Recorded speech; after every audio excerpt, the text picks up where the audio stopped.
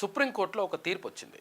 ఏది 24 సంవత్సరాల నుంచి సినీ నటి ప్రత్యూష మృతికి సంబంధించి ఆమె తల్లి సరోజినీ దేవి మా టీచర్ ఆమె ఫైట్ చేస్తూ ఉంది 24 సంవత్సరాల నుంచి. 24 సంవత్సరాల నుంచి ఫైట్ చేస్తే నిన్న సుప్రీంకోర్టులో తీర్పు వచ్చింది. హైకోర్టు తీర్పుని సమర్థిస్తూ సుప్రీంకోర్టు తీర్పునిచ్చింది. ఈ నేపథ్యంలో ప్రత్యూష తల్లి మా టీచర్ సరోజినీ దేవి మాట్లాడుతూ, నాకు ఇంకా పూర్తి స్థాయి న్యాయం జరగలేదు, ఎందుకంటే డబ్బున్నోళ్ళకు ఒక న్యాయం, డబ్బు లేని వాళ్ళకు ఒక న్యాయం జరుగుతూ ఉంది అనేటువంటి ఆరోపణ కూడా చేసింది ఆమె. అయితే మొత్తం మీద 2 సంవత్సరాల జైలు శిక్షను ఏదైతే ఖరారు చేసిందో హైకోర్టు, ఆ శిక్షని ఖరారు చేస్తూ సుప్రీంకోర్టు కూడా తీర్పునిచ్చింది. అయితే అమెరికాలో ఉన్నాడు మనోడు, అంటే సిద్ధార్థ రెడ్డి అని ఇక్కడ ప్రత్యూషకు ఫ్రెండ్గా ఉండే, అంటే వాళ్ళిద్దరూ ప్రేమించుకున్నారని చెప్పేసి ఉన్నాయి. అయితే ఈ నేపథ్యంలో సిద్ధార్థ రెడ్డి అమెరికాలో ఉంటే 4 వారాల్లోగా ఎట్టి పరిస్థితుల్లో ఇక్కడ లొంగిపోవాలి, లేకపోతే బాగుండదని చెప్పేసి సుప్రీంకోర్టు సీరియస్ అయింది. అంటే ఒక బీసీ బిడ్డకు న్యాయం జరగడానికి తర్వాత తెలంగాణ నుంచి ఏకైక హీరోయిన్గా, అంటే అసలు యాక్చువల్గా గతంలో విజయశాంతి ఉండే కానీ తర్వాత పెద్దగా అవకాశాలు లేవు, అటువంటి హీరోయిన్గా ప్రస్థానం ప్రారంభించి తర్వాత మంచిగా ఎదుగుతున్నటువంటి క్రమంలో దుర్మార్గులు కొంతమంది, ఆమె ఇప్పుడు వాళ్ళ తల్లి ఆరోపణ చేస్తుంది ఏంటంటే అత్యాచారం జరిగింది, హత్య జరిగింది అనేటువంటిది అక్కడ ప్రత్యూష తల్లి సరోజినీ దేవి చేస్తున్నటువంటి ఆరోపణ.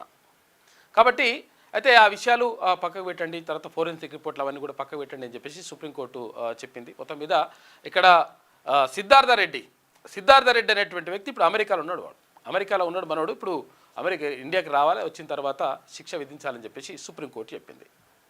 అంటే నిజంగా కూడా అసలు యాక్చువల్గా మేము జైల్లో ఉన్నప్పుడు, తీన్మన్మల్ ఉన్న తర్వాత మేమందరం కూడా జైల్లో ఉన్నప్పుడు అక్కడ ఎవరైతే జైలు శిక్ష అనుభవిస్తుంటారో, లేకపోతే ఎవరైతే శిక్ష పడుతుందో, లేకపోతే ఎవరైతే అదే మామూలుగా ఏది నిందితులుగా ఉండి అక్కడికి జైలుకు వస్తారో వాళ్ళలో 100కి 95% లేకపోతే 99%, 100కి 95 నుంచి 99% మంది ఎవరుంటారంటే లాయర్లని సరిగా పెట్టుకోలేక, తర్వాత మనము సరిగా ఆ ఖర్చులు భరించలేక, పేదరికం అనేటువంటి కారణం చేతనే ఎక్కువ మంది అక్కడికి వస్తుంటారు. అక్కడ ఎక్కువ ఉన్న వాళ్ళు ఎవరు ఉంటారంటే ఎస్సీ ఎస్టీ బీసీ మైనార్టీలే ఉంటారు, ఎక్కువ మ్యాక్సిమం వీళ్ళే ఉంటారు.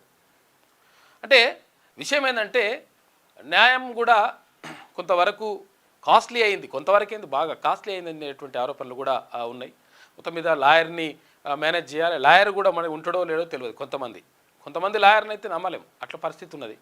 కొంతమంది అయితే నిజాయితీగా పనిచేస్తారు, అది వేరే విషయం. అట్లా మొత్తం కూడా న్యాయం తీసుకోలేనటువంటి పరిస్థితుల్లో కూడా ఉన్నాము అని చెప్పేసి చాలా కేసులు మనకు అక్కడ చూసుకుంటే అర్థమైపోతాయి.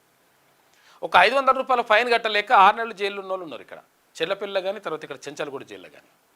కాబట్టి మొత్తం కూడా అంటే డబ్బునోళ్ళకు దాసోహం అంటూ ఉంది, చట్టం వాళ్ళకు చుట్టం అవుతూ ఉంది అని చెప్పేసి ఆరోపణలు వినిపిస్తూ ఉన్నాయి.